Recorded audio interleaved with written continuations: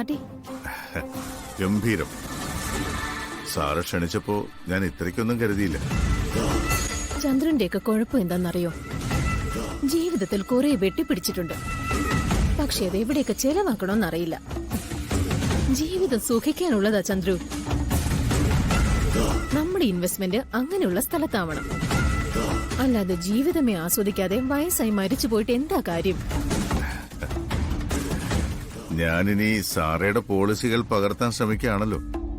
അപ്പൊ പിന്നെ കുഴപ്പമില്ലല്ലോ.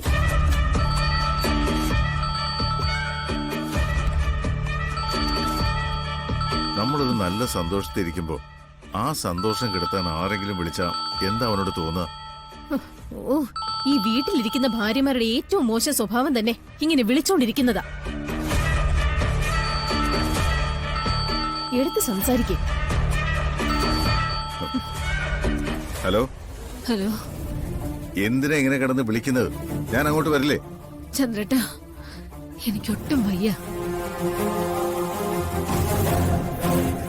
ദേഹത്ത് കുരുക്കളൊക്കെ ഒരുപാട് പൊന്തിയിട്ടുണ്ട്.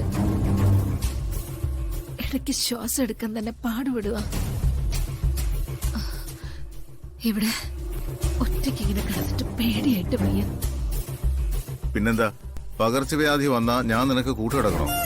ചന്ദ്രേട്ടാ, ഞാൻ ഈ ഓടി നടന്ന് കഷ്ടപ്പെടുന്നതേ എല്ലാവർക്കും വേണ്ടിയിട്ടാ. അതിനിടയിൽ എന്നെ ഇങ്ങനെ ബുദ്ധിമുട്ടിക്കരുത്. അസുഖമാണെന്ന് കണ്ട കാഴ്ചയിൽ തന്നെ സാറ് പറഞ്ഞല്ലോ. അപ്പൊ നീ അത് വിശ്വസിച്ചില്ല. ഇനി അടങ്ങി ഒതുങ്ങിയിരിക്കവിടെ, അസുഖം മാറട്ടെ. അതിനു മുമ്പ് ഞാൻ ചത്തുപോയാലോ? പിന്നെ ചിക്കൻ ബോക്സ് വന്നിട്ടല്ലേ ഇക്കാലത്ത് ആളുകൾ മരിക്കുന്നത്. ഓ, അവളും നിങ്ങളുടെ കൂടെ ഉണ്ട്. ആ, ഉണ്ട്.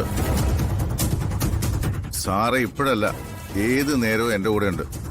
അതുകൊണ്ട് തന്നെയാ നിങ്ങളുടെ ശബ്ദത്തിന് വല്ലാത്തൊരു മാറ്റം. നടക്കട്ടെ ചന്ദ്രേട്ട, പക്ഷേ ഇതൊക്കെ ദൈവം കാണുന്നുണ്ട്. തൽക്കാലം ദൈവം കാണാത്ത രീതിയിലാ ഞാനും സാറേ. നീ അതിനെക്കുറിച്ച് ഓർത്ത് ബുദ്ധിമുട്ടുണ്ട്. മര്യാദയ്ക്ക് ഫോൺ വെച്ചിട്ട് അവിടെ എവിടെയും കിടക്കാൻ നോക്ക്.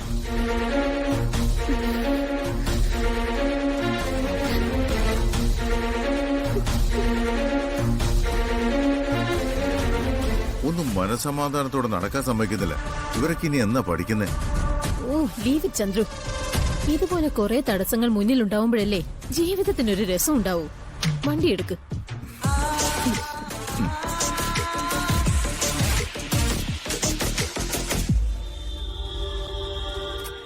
ചന്ദ്രശേഖരൻ, ഗായിക ശ്യാമയുടെ അതേ രൂപത്തിൽ വേറെ ആരെങ്കിലും ഉണ്ടോ? ഉണ്ട്. ആരാത്? ശ്യാമയുടെ മകളാ, രാധിക.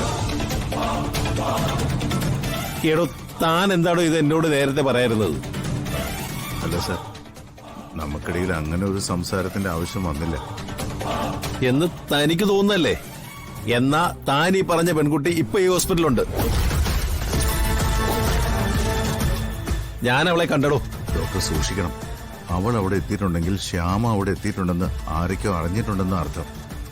ഏയ്, ശ്യാമയുടെ കാര്യത്തിനല്ല പെൺകുട്ടി കൊണ്ടുവന്നത്. അവളുടെ വീടിന്റെ തൊട്ടടുത്തുള്ളൊരു സ്ത്രീയുടെ മകൻ ഈ ഹോസ്പിറ്റലുണ്ട്. വരവ് അവനെ കാണാനാ.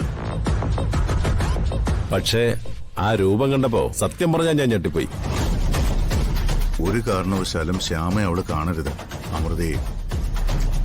ഇനിയിപ്പോ അതിന്റെ ഗൗരവം എനിക്ക് മനസ്സിലായല്ലോ. ഞാൻ നോക്കിക്കോളാം.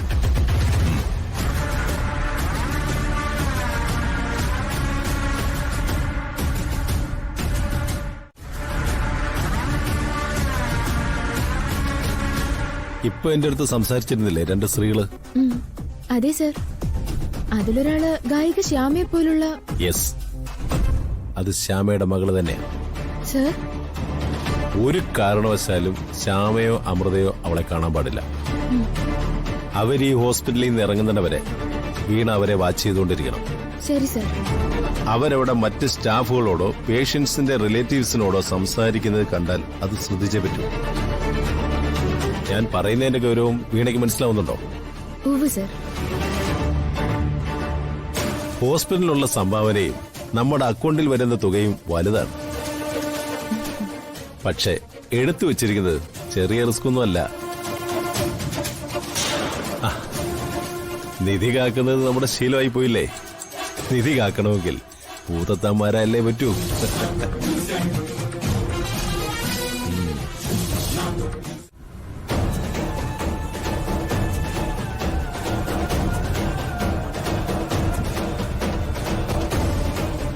എത്രയും പെട്ടെന്ന് അവർ രണ്ടുപേരും ഇവിടുന്ന് മാറ്റാൻ പറഞ്ഞു.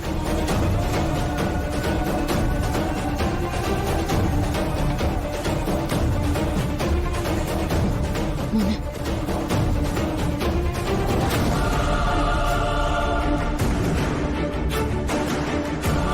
നിങ്ങൾക്ക് രണ്ടുപേർക്കും ഒരു ചെക്കപ്പ് ഉണ്ട്. ഞങ്ങൾക്കോ? എന്ത് ചെക്കപ്പ്? അതൊക്കെ ഡോക്ടർ പറയും. ആവശ്യമില്ലാതെ ചെക്കപ്പ് ഒന്നും നടക്കില്ല. ഉം.